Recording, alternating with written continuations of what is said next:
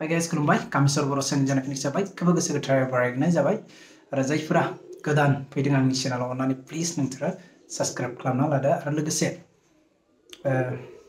बे क्लिपखौ जाहाथे टपिकखौ जोबजासे नायनो थाखाय खावलायनाय थाबाय स' आं बेखौनो बुंनो नागिरगोन जे बे टपिकआनो जाबाय पान कार्ड आपडेट फैगासिनो दं बे जाबाय 2.0 स' बेखायनो सरकारा निउस होबाय स' दासिम जाथ'वाखै जासिगोन बेखायनो जाहाथे सिगांनि पान कार्डआ स' एसेबां सिकिउर नङामोन स' सिगांनि पान कार्डआनि नोंथांमोना नुबाय जानांगौ बिदि स' बेयाव माखासे बारकोडफोरा एसेबां सिकिउर नङा जाहाथे जोंनि माखासे डाटाफोरा लिक जानायनि मोनसे सम्भावना थायो बेखायनो दा जा बारकोड बानायगोन एसे मोजां बेखौ सिस्टेमेटिक बानायगोन माने सरकारा जाहाथे बे डाटाफोरा जाहाथे बेलेगा हेकारफोरा जाहाथे लानो हाया बे सिस्टेमाव बानायनो नागिरदों आरो मोनसे खावलायनाय जाहाथे बे पान कार्डआ आधारनिफ्रायनो लिंक जाखागोन स' बेखायनो जायफोरनाव आधार कार्डआ जाहाथे एड्रेसफोरा भुल दं नोंथांमोना सिगांनो बे आधार कार्डखौ मोजाङै कारेक्सन खालामना ला जाहाथे नोंनि मेन एड्रेस मोजां जाय एड्रेसा नोंना गोनां बे एड्रेसखौ होना ला बेनि उनाव पान कार्डजों लिंक खालामबा मोननैबो एखे जागोन स' दा बे प्रसेसा जाथ'वाखै अनलि निउस होदों जोंनि आसामाव स' बे पर्टेल फैगोन बे पर्टेलाव फैनाय लोगो लोगो नोंथांमोनाव एप्लाइ खालामनायनि सुबिदा फैगोन जाहाथे नोंथांमोना जाहाथे गावबा गाव एप्लाइ खालामना लाबानो जाबाय बेखौनो होबाय आरो मोनसे मेसेज होनो नागिरदों जाहाथे आधार कार्डनि सोमोन्दै जायफोरना गथ' गथायफोरा दिनैसिमबो आधार कार्ड बानायनाय जायासै स' बिथांमोना सरकारि फरायसालिफोराव गोबां जेंना जादों मानो होनबा आपार आइडि बानायनाय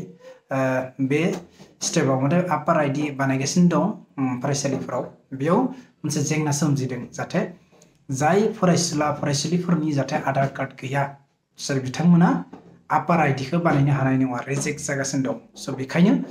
जोंनि ओनसोलनि बे रङापारा एरियानि ओनसोलनि जाहाथे रायजो राजाफ्रा सोरनिबा जुदि फरायसालिफोरनि जुदि आधार कार्ड गैया नोंथांमोना रङापारा पोस्ट अफिसाव थांनानै जाहाथे खबर लाहै बेयाव आधार कार्ड बानायबाय थादों आरो लोगोसे बै आधार कार्डनिफ्राय मोनसे फर्म फैयो नोंनाव जुदि बार्थ सार्टिफिकेट जेबो डकुमेन्ट गैयाबा हमना ला नोंसोर बेनिफ्राय मोनसे डकुमेन्ट हरगोन बेखौ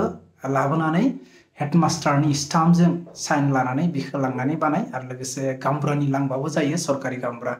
स' बेखौनो खावलायबाय जाहाथे नोंथांमोननि जाहाथे डकुमेन्टफोरखौ सम मथे बानायना लायो बेनि थाखाय खावलायनाय थाबाय आरो मानो होनबा सम मथे बानायना लायाबा गोबां जेंना सोमजियो उनाव स' बेखायनो खावलायो जाहाथे जोंनि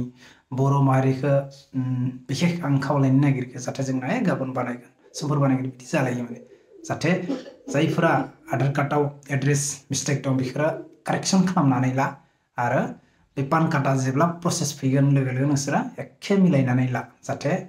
जेरावबो माने सेम एड्रेस जायो स' उनाव जेबो उसुबिदा जाया बेनि थाखायनो खावलायनाय थाबाय जाहाथे आंनि टपिकआ बेनो मोनसे पान कार्डनि सोमोन्दै जाहाथे पान कार्डआ 2.0 मोनसे आपडेट फैगासिनो दं बेयाव खामानि जासिगोन स' बेखायनो बारक'डआ जाहाथे सिकिउर जागोन दायो सिगांनि एसेबां सिकिउर नङामोन आरो माखासे खामानिफोरा सरकारा जोंनि बे पान कार्ड थ्रुयैनो बिसोरो डाटाफोरखौ लानो हागोन सरकारा स' बेनि सुबिदाखौ सरकारा बानायनो नागिरदों स' निश्चय बानायगोन सरकारा निउस ओंखारबाय जेब्ला स' बेखौनो एसे मेसेज हरबाय शेयार खालामबाय जाहाथे नोंथांमोना बेयाव जुदि माबाफोर मिस्टेक जायोबा हयथ' गावनि माहारिनि इउटिउबार होननानै निमाहा होबानो जाबाय आरो जायफोरा जोबजासिम नायबाय बिथांमोनखौ आंनि गोसो गोरबोजों रोजा रोजा साबायखर थाबाय स' दिनैनि टपिकआ बेनोसै जायफोरा गोदान फैदों मिथिखायो अननानै साबस्क्राइब खालामना लादों आंनि चेनेलखौ स' बाय बाय सी यू नेक्स्ट ब्लग